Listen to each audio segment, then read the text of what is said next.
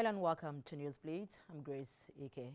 We'll begin with this story. President Muhammadu Buhari on Tuesday arrived in Medina, Saudi Arabia at the commencement of an 8-day official visit. A statement by his special assistant on media and publicity, Malam Garuba Shehu, he said on arrival, Buhari was received by the Deputy Governor Khalid Saud Al-Faisal. The president, who prayed at the Prophet's holy mosque, was greeted by Prophet Muhammad, peace be upon him, and his two companions. At the entrance of the Prophet's holy mosque, the president was received by a number of officials. In the meantime, the All Progressives Congress on Wednesday prayed the Presidential Election Petition Court in Abuja to dismiss the petition filed by the PDP challenging the election of Bola Tinubu in a February 25 poll. The APC, the fourth respondent, urged the Presidential Election Petition Court to reject the petition in its notice of preliminary objection. The parties noted that the court has no jurisdiction to adjudicate on the petitioner's allegation. The APC said allegations of non-compliance must be made distinctly and provide on polling unit basis. The party also added that the petitioners did not provide the particulars of polling units where any irregularity or non-compliance took place. Meanwhile, the Independent National Electoral Commission (INEC) has asked the Presidential Election Petition Tribunal to dismiss a petition filed by the Labour Party and its presidential candidate Peter Obi. Obi and the Labour Party filed a petition challenging the victory of Bola Tinubu, candidate of the All Progressives Congress and the president-elect. They also claimed that Tinubu's running mate and Vice President-elect Kashim Shettima had a double nomination in contravention of the Electoral Act 2022. The petitioners asserted that the election was marred by rigging and manipulations, adding that INEC violated its own regulations when it announced the result, when at the time of the announcement, the total polling unit result was yet to be fully scanned, uploaded, and transmitted electronically as required by the Electoral Act. In a response filed by INEC, the Commission said the relief sought by Obi and his party are not grantable. Meanwhile, a federal high court in the nation's capital on Wednesday nullified and set aside the ward and local government congresses purportedly conducted on February 7 by the All Progressives Congress APC in Kogi State for the purpose of nominating its governorship candidate for the November governorship election. The court voided the two congresses on the grounds that they were not conducted in compliance with the Electoral Act 2022 and the Constitution of the APC. Delivering judgment in a suit instituted by the APC group, aggrieved members led by Rewan Okpanachi, Justice James Omotosho barred the Independent National Electoral Commission (INEC) from according recognition or using the unlawful delegates list that emanated from unlawful congresses for the party for the purpose of selecting its governorship flag bearer. APC in Kogi State ought to have conducted special world congresses to elect delegates that will eventually elect the party's candidates for the governorship election, but none was conducted at all at any ward. And also based on that our clients approached the court to say, look, there was nothing, but they just saw a purported list submitted and that the list should be set aside. And the court granted it and even warned that the days of impunity, political impunity, are gone forever. So it's a win-win for everybody because we are in court to strengthen the party and to ensure that the party is well positioned as we head into the general elections. Because without peace within the party, there's no way we can win the election. And the only way we can win the election is what we have done.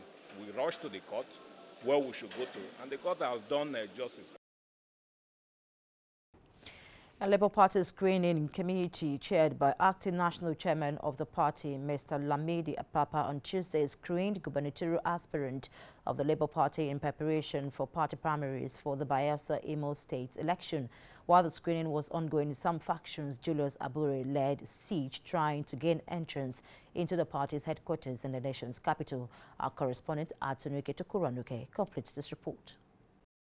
The Federal High Court in Abuja had issued an order restraining the Labour Party's national chairman, Mr. Julius Abure, and other party members from acting as national officials of the party. In the wake of Mr. Papa's takeover, some supporters of Julius Abure had accused the acting national chairman of working with security to cordon off the headquarters of the party. Meanwhile, the screening committee grills governorship aspirants in preparations for the party primaries amidst tight security outside the premises of the party secretariat. The acting national chairman speaks about the mild drama. Leadership is not meant for a particular person. Leadership comes and leadership goes. It depends on the situation. And in a situation where the court has ruled that is to stop parading themselves until the case is finally determined. Therefore, what we are doing now is not an illegality. Once that has taken place, there should be no vacuum in the system. And what we are doing today, if we had allowed them to do it, our aspirants would not have had the opportunity for this screening. He also comments about the screening process. So they have all done their best. They have convinced us, and the committee has screened them that they are qualified to appear for the primaries. Some of the aspirants speak about the screening. I am well prepared for this governorship, not those who had that P2Bs in Labour Party and they came in. I am prepared to govern Imo State. Well, sincerely, I think I have more than I have what it takes to confront the incumbency. And we will all see it as soon as I emerge the candidate of Labour Party. The appeal committee will then take over from the screening committee for further actions before the primaries on 16th of April 2023. Atinuke Tokuranuke, Silverbird News 24, Abuja. Now, the race for the number 4 seat in Nigeria's parliament appeared to be taking an interesting twist as a female contender in person of Honorable Miriam Onoha officially joined the race, asking her female counterpart to step down for her following her legislative experience. Legislative Miriam Onoha, who made this known on Wednesday while declaring her intention known to the public, also called on the federal government and the governing All Progressives Congress to declare a state of emergency in the country over the dwindling number of women in parliament and governors. And I also dare to say again that the protocol list, the Nigeria's protocol list, can no longer be completed without the female gender included. President, man. Vice President, man. Senate President, man. Deputy, man. Speaker, woman. Deputy Speaker, man. It is imperative that we, at this point, imbibe an alternate gender position for effective administration of the National Assembly. I am well qualified. I have gathered the requisite experiences. I have learned also on the job. And I have observed the loopholes and have preferred this 7-point agenda as a cure and as a starting point to rejig the National Assembly and put it in tune with the realities of our time and give an opportunity for Nigerians to have a house which can be called as the house for the Nigerian people. And then we also bring to our attention if the National Assembly is really the National Assembly for the people or the man's assembly. Is it a man's assembly or a nation's assembly? What we have today, is it a National Assembly? No. Is it a National Assembly? No. It is a man's assembly. All those in support say aye. Aye.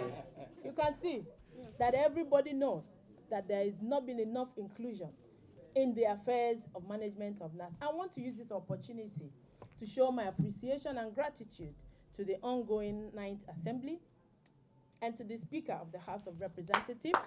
And like you are aware, in almost all, about 90 positions of this country, the men have dominated it. Ceding this one position to me will be a way of proving that we are running an inclusive government. And I use this opportunity to call on my other co-contestants, my male contestants, to consider the love and the care Nigerian voters have shown to them, and as a mark of honor, step down to support this woman. Representative Miriam Onuaha from Imo State.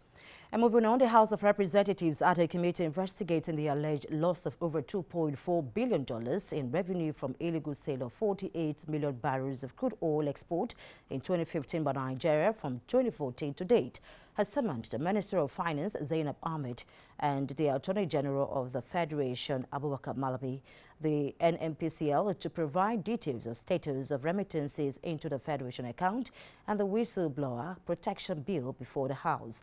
The panel, which issued a summons on Tuesday at an investigative hearing on the subject matter, also slammed Oriental Energy Limited with one-week ultimatum to provide all necessary details regarding its involvement in crude oil lifting and sales within the period under review. The chairman of the Audit Committee, Honorable Makbila, who gave this ruling at the end of a one-day investigative hearing in Abuja, said all must adhere to the call. In the light of the dwindling revenue accruing to the Nigeria from crude oil sales, it was quite alarming to learn about the whistleblowers' allegations that over $2.4 billion in possible revenue by the country was allegedly lost from the sale of 48 million barrels of Nigeria's crude oil cargoes in China. And there have been allegations that expenditure of these recoveries has also been done in complete violation of the provisions of the Constitution. The CBN made a formal response to this committee indicating that under the TSA policy, and I quote, of this administration, agencies operate their TSA accounts and make expenditure from these accounts without recourse to the CBN. Now, this is something that is alarming to this committee for the CBN to declare before us, because we are cognizant of provisions of the Constitution that states all revenues accruing to the Federation must be paid into the Federation account. So if there are recoveries being made from whistleblower revelations, we expect those monies to be paid into the accounts of the Federation as required by law, and if any expenditures to be made, it should come through the National Assembly. But that does not appear to be the case, and we are inviting the Honorable Minister of Finance, the Attorney General of the Federation, the Secretary of the Government of the Federation, and all other stakeholders involved in the implementation of the whistleblower policy to appear before the committee to provide clarification on the operation of this policy and the approvals. Investigation concluded. So that if the investigation was concluded, it should be one of the referral documents to this committee instead of starting all. Meanwhile, a group of protesters known as the George Uber Whistlers Network on Tuesday stormed the National Assembly to demand transparency from the House of Representatives panel that was set up into the 48 million barrels that were illegally sold in China. The group, led by one Peter Omo, which described itself as a civil society organization with a mandate to fight corruption, carried banners and placards with inscriptions denouncing the setting up of the Audit Committee by the House of Representatives when the crime, according to him, is already being litigated against in the court of law. The House of Representatives had in December 2022 resolved to set up another committee to investigate a whistler's claim that 48 million barrels of Bunny light crude were illegally sold in China in 2015, as well as the insurance status of the cargo. Already know George Obo Whistleblower Network is a civil society organization which is mandated to fight corruption, come to the aid of the whistleblower. We are suffering injustice among the mandate in the public interest and in the interest of the override any other interest in any democratic dispensation. The scheduled Honorable Mark Billa led ad hoc committee hearing on illegal sales of stolen 48 million barrels of Nigeria crude oil in China. Is violation of two principles. Number one, the whistleblower which finished Honorable Mark Billa the information gram the 48 million barrel crude oil stolen did not file any petition on the National Assembly giving rise to the hearing. Neither were there any call at witness to testify during the hearing. Our chairman, Judge Obua, known as the whistleblower, whose petition of the National Assembly led at the sack of the former EFCC chairman, Lemored, can authoritatively state his file and lay on the floor because Billa boycotted the screenshot due to the process. Billa reported ad hoc committee hearing is a scam and unreiterated action participated by the grid. Moving on, Benue State Governor Samuel Otom has suspended the operations of livestock guards and the state paramilitary agencies saddled with the enforcement of the state's open grazing for a period of 2 weeks to allow all herdsmen with livestock in the state to leave. Otom disclosed this at the end of the State Security Council meeting on Tuesday after over 130 persons were gruesomely killed across the state within 1 week. He said the suspension was to show a good faith to all those who claim to have come into the state without knowing there is open grazing prohibition and ranches establishment law of 2017 that is solely anti-grazing. He also said security agencies in the state have confirmed the receipt of President Muhammadu Buhari's directive to fish out perpetrators of the mass killing across the state. You're watching Newsblitz, coming to you live from the nation's capital. We'll be back with more report after this break. Just stay with us.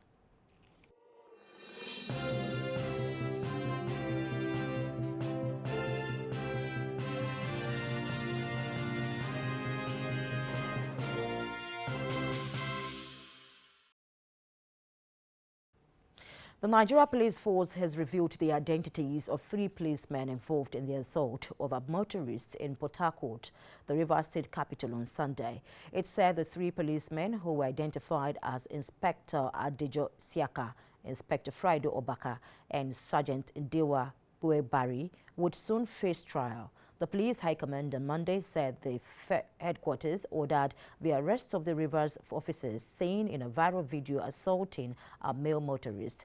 In the video, one of the officers was seen assaulting a man with a stick before slapping him repeatedly and subsequently forcing him to enter a vehicle. The Ekiti State Police Command has paraded suspect for kidnapping, cultism and armed robbery in Ado-Ekiti, the Ekiti State capital. Parading the suspect in the command headquarters at Ado-Ekiti, the Public Relations Officer DSP Sunday Abutu explained that the command's Rapid Response Squad arrested the suspect kidnappers that are terrorizing the state. During interrogation, the suspect confessed to be members of a kidnapping syndicate who have engaged in series of kidnapping operations in Ekiti State, including the kidnapping of one Ajibade Adeleke. On the 6th of April 2023, the Command Rapid Response Squad, RRS, through a bush combing operation, arrested one Augustine Agbogbo, Adeniyi Olamilekan, aka Loco, Williams Uke Uma, Friday, aka Commando, and Ademo Gabriel inside the forest close to Igede farm settlement. During interrogation, the suspect confessed to be members of the kidnapping syndicate who have engaged in different kidnapping operations in Ekiti State, including the kidnapping of one Ajibade Adeleke. One Usman Bature was arrested by the command operatives inside a forest reserve in Okeako, Ekiti.